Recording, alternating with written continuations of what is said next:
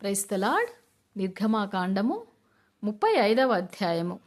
మోషే ఇశ్రాయేలీల సర్వసమాజమును పోగుచేసి, మీరు చేయునట్లు యెహోవా ఆజ్ఞాపించిన విధులేవనగా 6 దినములు పనిచేయవలెను. 7వది మీకు పరిశుద్ధ దినము, అది యెహోవా విశ్రాంతి దినము. దానిలో పనిచేయు ప్రతివాడును మరణశిక్ష నొందును.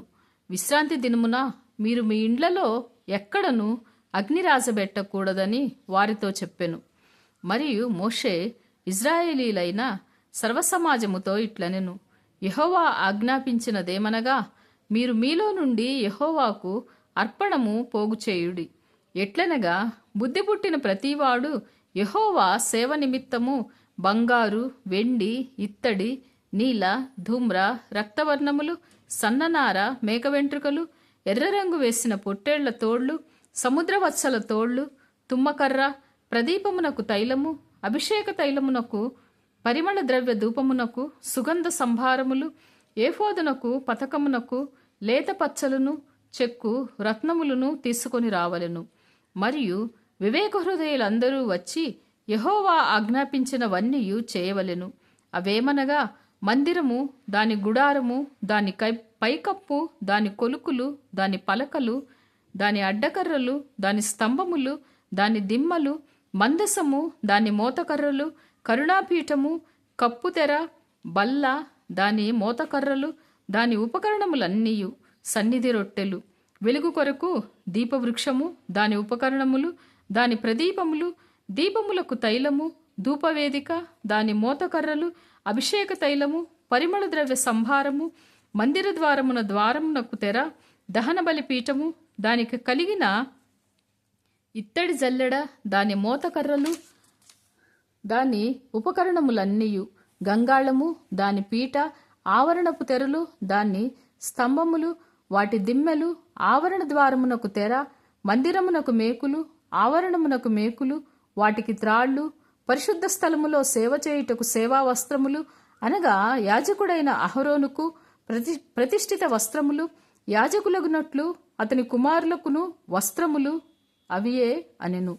ఇజ్రాయేలీల సమాజమంతయు మోషే ఎదుట నుండి వెడలిపోయెను.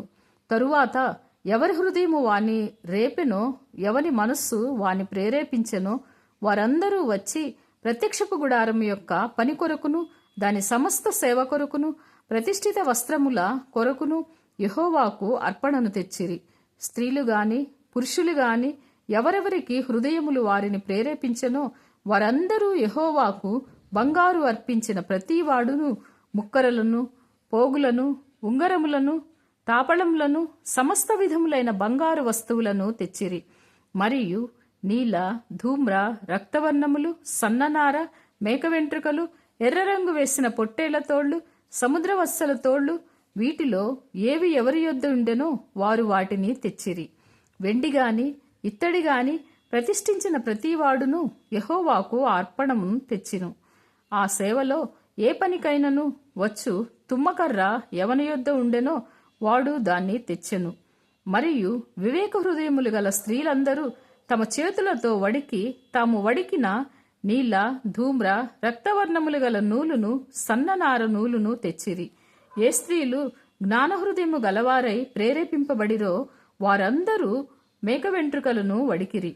ప్రధానులు ఏఫోదునకు, పతకమునకు, చెక్కు, రత్నములను, లేత పచ్చలను, సుగంధ ద్రవ్యమును, దీపమునకు, అభిషేక తైలమునకు, పరిమళ ధూపమునకు తైలమును తెచ్చిరి.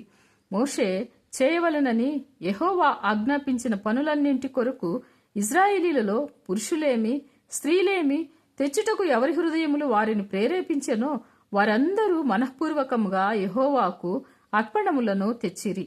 మరియు మోషే ఇజ్రాయేలీలతో ఇట్లనెను, చూడుడి, యెహోవా ఊరు కుమారుడును హూరు మనువుడునైన బెసలేలును పేరు పెట్టి పిలిచి విచిత్రమైన పనులను కల్పించుటకును, బంగారుతోనూ వెండితోనూ ఇత్తడితోనూ పనిచేయుటకును, రత్నములను సానబెట్టి పొదుగుటకును, చెక్కుటకును, విచిత్రమైన పనులన్నింటినీ చేయుటకును వారికి ప్రజ్ఞ, వివేక, జ్ఞానములు కలుగునట్లు దేవుని ఆత్మతో వాని నింపియున్నాడు.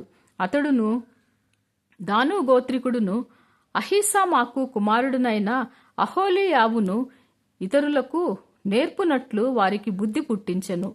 చెక్కువాడేమి, చిత్రకారుడేమి, నీల, ధూమ్ర, రక్తవర్ణములతోనూ సన్ననారతోనూ బుటాపని చేయువాడేమి, నేతగాడేమి చేయు సమస్త విధములైన పనులు అనగా ఏ పనినైనను చేయువారి యొక్కయు విచిత్రమైన పని కల్పించు వారి యొక్కయు పనులను చేయునట్లు ఆయన వారి హృదయములను జ్ఞానముతో నింపియున్నాడు. God bless you.